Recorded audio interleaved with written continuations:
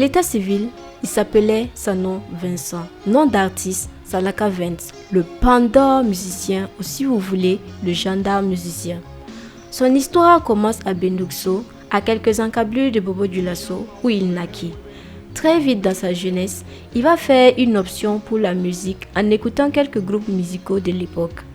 Echo d'El African, le Dafrasta de Tidiane Coulibaly, les Léopards de Bobo Dioulasso. Salaka Vince va par la suite rejoindre un orchestre local du nom de Maya et dont le chef aveugle était d'une rigueur sans faille. Il a commencé la musique avec l'orchestre Les Mayas, qui était à côté là, au bout du carré.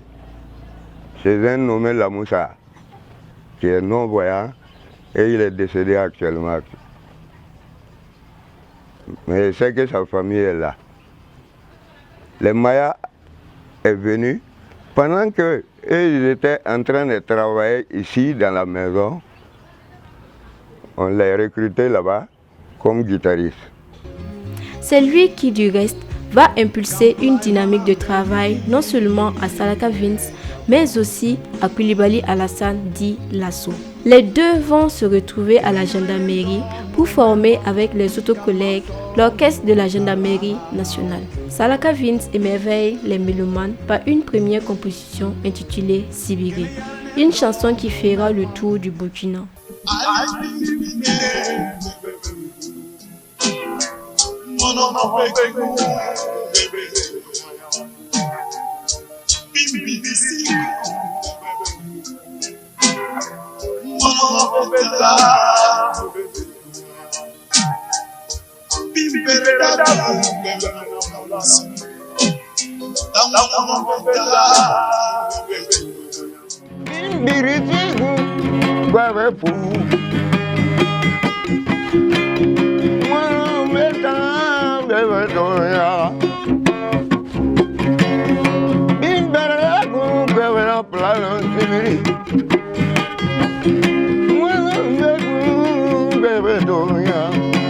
Ensuite va venir Peuple du Burkina, une chanson chantée par Grégoire Pafanam qui faisait l'apologie de la révolution et qui était aimée par le président Thomas Sankara.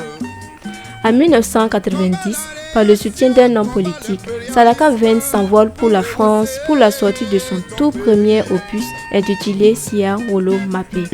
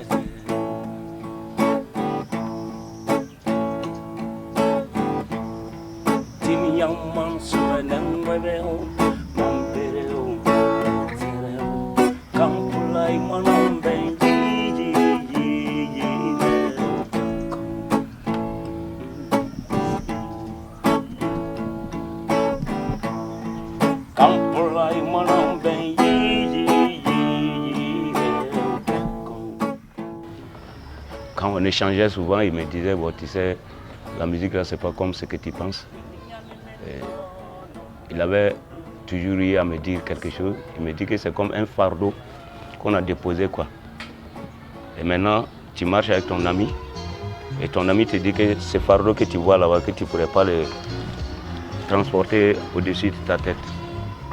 À un moment que tu dis non, c'est pas vrai. Et puis tu forces à arriver maintenant que quand tu soulèves là, que quand ça est au-dessus de ta tête là, que tu vois que ce n'est pas ton poids, que tu ne peux plus le relâcher. Alors quand il me disait ça avant, je ne voyais pas qu'est-ce qu'il voulait dire. Mais c'est après que, avec des années, après son décès, j'ai réfléchi, je vois. Alors donc ça veut dire que la musique la plus tu la vois, tu crois que c'est un truc quand tu vas pouvoir, tu peux le faire et puis bon voilà. Mais quand tu ne connais pas les difficultés dedans, mais c'est au moment que tu seras bien ancré dedans et que tu ne veux plus reculer là, C'est à ce temps aussi, tu vas croiser les difficultés et tu ne peux plus retourner. Et tu es obligé de continuer. Donc avec ses conseils, et que lui-même, il l'éprouvait aussi toujours parce qu'il aimait la musique. Il était toujours en répétition, soit avec faire des concerts. Alors donc, j'essaie de prendre le même exemple aussi pour ma carrière. Malheureusement, et contre toute attente, Salaka Vint décède le 27 avril en 1997 à Bobo-Dioulasso, de suite de maladie. Une perte énorme, c'est pas pour rien que j'ai décidé, malgré tout ce qui se dit à gauche, à droite, de rendre hommage à une certaine catégorie de musiciens qui nous ont quittés de façon prématurée et qui pouvaient donner quand même un élan, qui pouvait relancer, je veux dire, ce que nos devanciers avaient lâché. Parce que nous, on n'était pas dans la création, nous, on était beaucoup plus dans l'interprétation. Mais eux avaient déjà décidé de créer, de faire des styles, pouvoir faire à la fois danser et pouvoir sensibiliser. Donc quand tu vois un artiste comme ça qui décède, il faut reconnaître que c'est une perte énorme pour la musique burkinabé et pourquoi pas africaine. Et avant son décès, il est allé en Europe, en Suède je veux dire, avec Seydoni Productions qui avait décidé de le produire. Seydoni venait de s'installer et donc il est allé faire son dernier album en Suède avec Seydoni.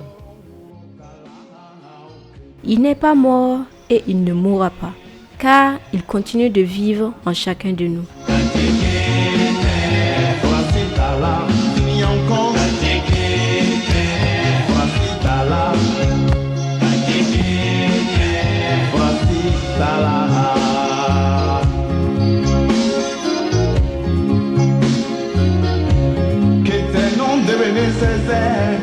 Que un te no